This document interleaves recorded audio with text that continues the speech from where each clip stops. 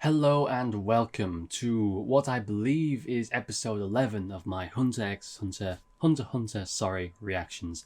Last episode, we finally finished Kurapika's trial with Leorio got a really nice showcase where he was able to show off his doctor skills. We also got a good look at Hisoka. He was the first person to complete the challenge. And yeah, it was a nice episode, but I'm expecting we'll probably finish off this episode. I would be very surprised if we didn't. Very surprised indeed. But yeah, I don't really have too much to talk about because my discussion at the end of the last episode was pretty thorough. And even though you're probably watching this a few days later, unless you're catching it out late, I guess, I only just finished watching that one. So in real life, that is to say. So yeah, I want to just get straight into it. So like I said last episode, if you want to help my channel grow, the best thing you can do, like and subscribe, of course, it's always great, but the best thing you can do is share the video. Share it on Twitter, Facebook, Discord, Reddit, wherever the hell you want to share, wherever Hunter x Hunter fans live, share the video if you want to, because if you share the video, that gets more eyes on me, on my channel, on my videos, I get more views, more subscribers, and if I get more views and more subscribers, that means that I can mentally justify putting more time into making the videos. And if I'm putting more time into making the videos, that means that I can put out more videos, put out a larger variety of videos, watch more than one show at once maybe, because right now I barely even have enough time to do what I'm doing. Like just watching Hunter x Hunter, editing it, uploading it, that already is taking up basically all the time I have. But yeah, I don't want to waste too much time, so let's just get into the episode.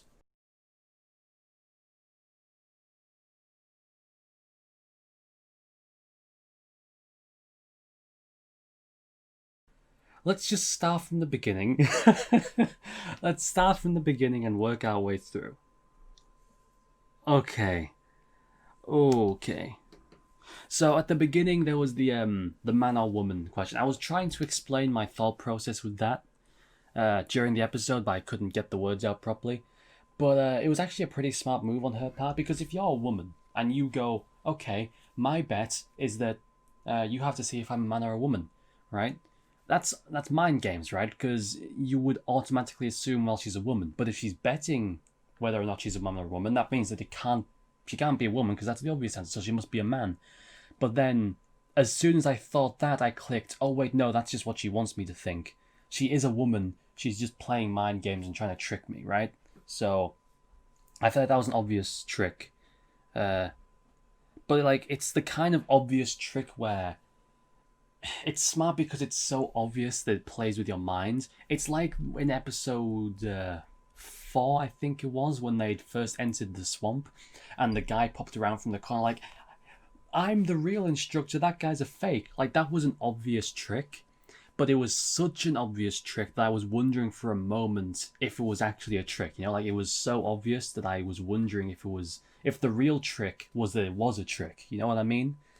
Wait, no, if the real trick was that it wasn't a trick, sorry. And that I kind of had that same thing here, where it was such a simple answer that I wondered for a minute, wait a minute, like, am I? But then no, she was a woman, like, which is basically what I thought would be the case. And then they played rock, paper, scissors. I've always been really good at rock, paper, scissors. As I mentioned, I win most games. I mean, I'm not trying to brag or anything, but I mean, I do have elite rock, paper, scissors skills. I should, like, go for the Olympics or something, right? Like, so the first round of rock, paper, scissors. So my logic was, I haven't played rock, paper, scissors in a long time, so I can't remember what the strategy was, but I always used to have a strategy where I think it's something like, statistically speaking, rock is the one that most people go for, just generally speaking, even ignoring the whole nervous people tend to avoid opening up, like, even forgetting that, as far as I'm aware, rock is statistically the one that people tend to go for, right? Most often. That's just generally how it works. Because it's rock, it's nice and simple, it's punchy. But the thing is that because it's the one that people are usually drawn towards, they tend to go for a different one to counteract that, right? Like, rock is the obvious choice, so people will deliberately avoid rock to choose something else, right? And usually they go to scissors, because scissors is like the obvious other choice, right? You go for rock, and then you want to go for rock, and then you're thinking, but what if he goes for paper and beats me because he knows I'm going to go for rock, because rock is the obvious choice? Well, in that case, I'm going to switch a rule and go for scissors instead, right? If rock is the obvious choice, that means you expect your opponent to counteract that with paper, in which case you counteract that with scissors, which means that generally speaking, scissors is the one that people usually go for. So I usually go for rock because people tend to try and subvert you by going scissors, right? And in the second round, I knew I needed to go for scissors. I can't remember what my logic was because I can't remember, like, she was talking about how, I can't remember what it was. But I was looking at what she was saying and the way she was acting, and I can't remember exactly what it was that she said and they said, but I realized that she was going to go for paper most likely, and so I would need to go for scissors, right? I realized that, and I went for it, and as soon as Gon said, hey, you're most likely to win if you go for scissors, that sealed the deal for me. Yeah, I like how we haven't actually had many fights. Do I like it? Yeah, I guess so. Like, it's all been very unique. You have, like, the, and here it was gambling, right? It was gambling, and rock, paper, scissors. That was quite fun. I like that. And then we have this dude who looks like Pride from Seven Deadly Sins, this ridiculously muscular serial killer, mass murderer. Over almost 1,000-year sentence. Like, my God. And then, yeah. Killua. I was expecting that, but I wasn't expecting that. You know what I mean? I was expecting it to be a one-sided massacre where Killua would just go in and beat him with ease. But oh my God, was I not expecting it to be on that level. Where he pulls the guy's heart out and holds it in front of him as he watches it slowly stop beating. Oh, I think that may be my favourite moment in the show so far. That was so insane. That was incredible. I love that. That was an amazing moment. I think that's definitely my favourite moment in the show so far. Like, oh my God. I didn't even know what to say after that happened. Oh, Killua. He is cold as hell. I wonder how Killua and Gon's relationship is going to evolve. Because Gon doesn't seem to care about what Killua did. He's not afraid of him. He's not worried. He's still just as friendly with him as ever. Like, what kind of person is Gon that he can look at that and not even care? Oh yeah, my friend just ripped the guy's heart out and held it beating until it stopped as the guy desperately tried to get it back. And just with a smile. Like, and he doesn't care. Like, Gon... I'm almost as impressed with Gon at just being able to be like, okay, whatever, and move on from that. Because my God, that was some real shit right there. Whew. My Lord. Oh. And it wasn't even like an ability either, you know, it wasn't even an ability he did. He just went in there and ripped his heart out, right? Using the we already saw he had that ability to harden his hand. We already saw that ability. We saw that a couple episodes ago, episode 7. And it wasn't even a technique, he just went in there and ripped his heart out.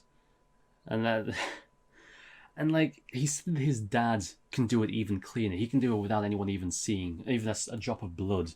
And it's like, how did Killua is skilled, but if his entire family is at that level, how the hell did he even manage to run away? Like, my God. But he has the ability to manipulate his hand. I wonder if he can do that for his entire body. Is it like a Kirishima type situation where he can like manipulate parts of his body to be like really sharp and deadly? Or is it just a thing he does with his hands specifically, I wonder? And is it a technique that he does? Like, is it some kind of magical technique? Or is that a power he naturally has because of his bloodline or something, you know? Is he even fully human? Is that like his family crossbreeded with some magical creature and that's why they have that ability? Oh my. And I wonder, like, because this is episode 11, sorry. This is episode 11. And we're establishing Killua as this deadly being. But here's the thing. I feel like that's not going to last forever. You know what I mean? I feel like we're establishing Killua as being at this level of just ridiculously like above everyone else. so that when he gets beaten, it's going to be even worse. I have this feeling like we can't, like, it's not like we can go the entire show with Killua just beating everyone, right? That's not how it's going to work, right? Killua is going to lose eventually. It's just how it works. You can't go through this entire show and every single conflict just ends when Killua gets involved and kills them in one hit, right? So I feel like the reason we're going so out of our way to establish him as this ridiculously skilled and deadly person right now is so that when he does lose, it's going to have even more impact. Because Killua is like, the average person is like here, and then the average hunter is like here, and then Killua is like, probably like up here. Well, no, I don't know if I'd go that far actually. He might not even be as strong as the average hunter. But my point is, like, he's above most people. Like, he is ridiculous. And that's just gonna, whoever beats him eventually is just gonna get elevated so high because of that. And, oh my god, I feel like I'm in an odd situation where I feel like I have so much stuff to say about this episode, but at the same time, I feel like I don't. Like, that probably sounds really dumb, but I don't know, man. Like, I don't, man. My mind's racing, but it's blank at the same time. Yeah, that was a really fun episode. I don't know. I feel like I need time to gather my thoughts. I want to know more about Killua's past. I want to learn more about that and how he became what he is and what he had to go through to become so nonchalant about murder, you know? Man. But yeah, this is a crazy episode. I feel like if I feel like I have, this episode has the potential for me to spend like a fucking hour talking about it, but my mind is just going blank, right? I don't know what else to say that wouldn't just be reiterating the same points I've already made. So, yeah. So what's going to be the next? So they have to stay in this room for 50 hours then, right? Because they lost time on the bet, right? They lost 50 hours on the bet. So now they have to spend 50 hours in this room. They really have everything set up perfectly, didn't they? They have the torches for the guy's candle. They had the little screen for betting time, sorry. And now they have this little room to wait in. They really have this all set up perfectly. And, Hisoka and the Pinhead guy, they were number 1 and 2, right? They were number 1 and 2. But, the ninja guy, I forget his name, he was number 3. So, he must be really good as well, right? Like, he must be not as good as them, but he's top tier as well. Or maybe it's also possible that since he's a ninja, he just has a skill set that fits this environment. Maybe like he's good at this kind of thing. That would also make sense. So I assume next episode we have to get out of this tower, right? Because we're going on to episode 12 now, which would mean like the first core is over if I know my anime logic correctly. That'll be in the first core. So I guess we're going to get out of this tower and that's going to be the end of the first core, and then we're going to have to move on to the next core, and I wonder, maybe the next phase is going to be the final phase, maybe? How many people are even going to make it out of this tower, I wonder? Because these are some serious, like, our team struggled with this, and our team is really good. Our team is, like, really good. So, how many people are even going to make it out of this tower? You know, I'm not even sure how many people are going to make it out of this tower. And then, what's going to be the next? If this is phase 3, what's going to be the next few phases? Man, I've got so many questions. But yeah, I started late with this. You know, by the time I started recording, it was already getting late, so I'm going to have to call it quits here, even though I already only watched 2 episodes. I'd like to watch one more episode, but I just don't think I have the time tonight, so I'll have to call it quits. Hopefully it's not too warm tomorrow so I can record some stuff then. So, yeah, I'm going to call it there for the night. Thank you very much for watching. Like and subscribe, as always, it's really helpful. And as I've been saying recently, if you like it and you want to see more, share the video, because that is extremely, extremely helpful and useful. It gets more eyes on me, which in turn motivates me to do more stuff. So it's a win-win situation. And thank you very much for watching. See you next time.